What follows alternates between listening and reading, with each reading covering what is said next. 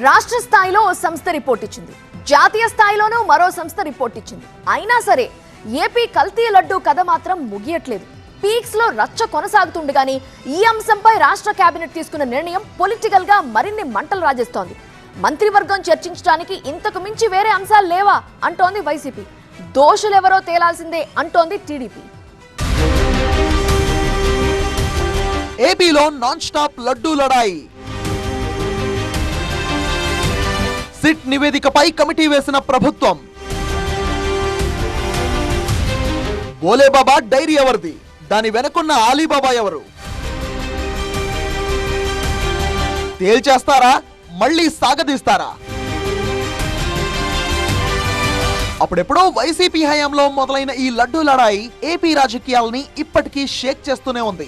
ఇప్పటికే ఈ అంశానికి సంబంధించి రాష్ట్రంలో ఎన్డీఏ ప్రభుత్వం ప్రత్యేక దర్యాప్తు బృందంతో విచారణ జరిపించగా జాతీయ దర్యాప్తు సంస్థ సిబిఐ కూడా ఇన్వెస్టిగేషన్లు చేసింది. అయితే లడ్డూలో ఎలాంటి జంతు కొవ్వు కలవలేదంటూ కోర్టుకిచ్చిన నివేదికలో సిబిఐ స్పష్టం చేసినట్టుగా వార్తలు రావడంతో ఈ రచ్చ కాస్త మరింత ముదిరింది. కూటమి ప్రభుత్వం కుట్రలు బయటపడ్డాయంటూ వైసీపీ రివర్స్ అటాక్ మొదలుపెట్టింది. అయితే లడ్డూలో జంతువుల కొవ్వుతో పాటు రసాయనాలు కూడా కలిపినట్టు ఎన్డీడీబీ నివేదికలో స్పష్టంగా వెల్లడైనట్టు చెబుతున్న అధికార పక్షం వైసీపీపై ఎదురుదాడి చేస్తోంది.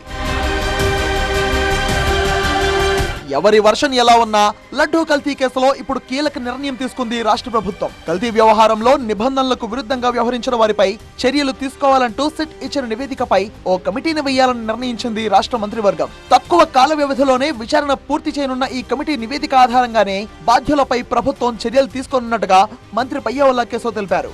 సుబ్బారెడ్డి గారి దగ్గర నుంచి, ధర్మారెడ్డి గారి దగ్గర నుంచి, సింగాల్ గారి దగ్గర నుంచి కింది స్థాయి కమిటీలో ఉన్నటువంటి వీళ్ళందరి మీద చర్యలు తీసుకోమని ఏదైతే రిపోర్ట్ నివేదిక ఇచ్చిందో వీళ్ళని నేరస్తులుగానే పరిగణించమని ఈరోజు భావించడం జరిగింది.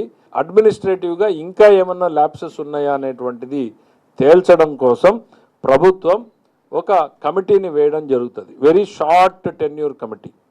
ఎంత టైం ఫ్రేమ్ అనేది ఇంకా చెప్పలేదు. గౌరవ ముఖ్యమంత్రి గారు డిసైడ్ చేసి చెప్తారు. వాళ్ళకి ఏదన్నా చెప్పుకునేటువంటి అవకాశం ఉంటే కూడా చెప్పే అవకాశాన్ని ఇవ్వాలి అనేటువంటి దాంతో ఈ కమిటీ వేసి తదుపరి చర్యలు తీసుకోవడం జరుగుతుంది. ఇప్పటికే లడ్డూ కల్తీ కేసు విచారణలో కోర్టుకు 2 ఛార్జ్షీట్లను నివేదించింది స్పెషల్ ఇన్వెస్టిగేషన్ టీం.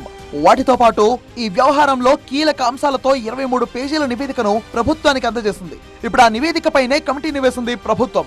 కోర్టుకు సీల్డ్ కవర్ లో సిట్ సమర్పించిన ఛార్జ్షీట్లలో ఏముంది అన్నది పక్కన పెడితే ఇప్పుడు ప్రభుత్వానికి సిట్ ఇచ్చిన నివేదికలో ఏముంది, అందులో ప్రస్తావించిన పాత్రధారుల పేర్లెవరివి, ప్రభుత్వం తీసుకునే చర్యలేంటి అన్నదే చర్చనీయాంశంగా మారింది. అయితే ఇది ఎంత మాత్రం కక్ష సాధింపు కాదంటున్న ప్రభుత్వం వ్యక్తుల్ని టార్గెట్ చేయడం కంటే వ్యవస్థ ప్రక్షాళన చేయడమే తమ ఉద్దేశం అంటోంది.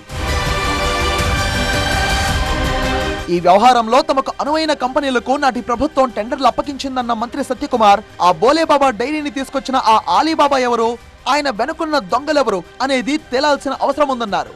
ఎవరికి తెలియని ఈ బోలేబాబా డైరీని దొడ్డిదారిని తెచ్చారు. ప్రజలు ఇవన్నీ గతంలో జరిగినవన్నీ మీరు చూస్తూ వస్తే ఆ పవిత్రత లేదని తెలుసు. కాబట్టి ఎప్పటికప్పుడు మీరు దాన్ని నిర్వీర్యం చేయాలని చూస్తా అన్న విషయం తెలుసు.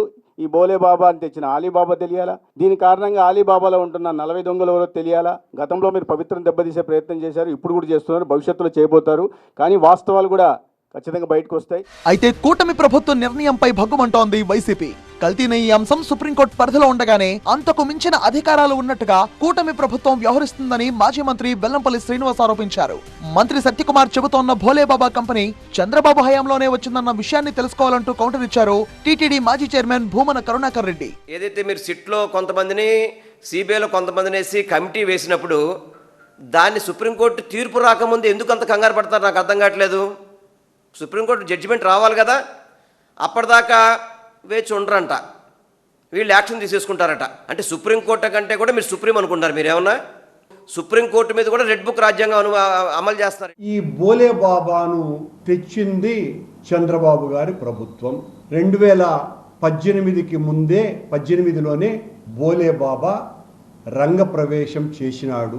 బోలేబాబాకు ముందు పేరైనటువంటి హర్షవర్ష్ డైరీని అనుమతులు ఇచ్చింది చంద్రబాబు గారి ప్రభుత్వమే.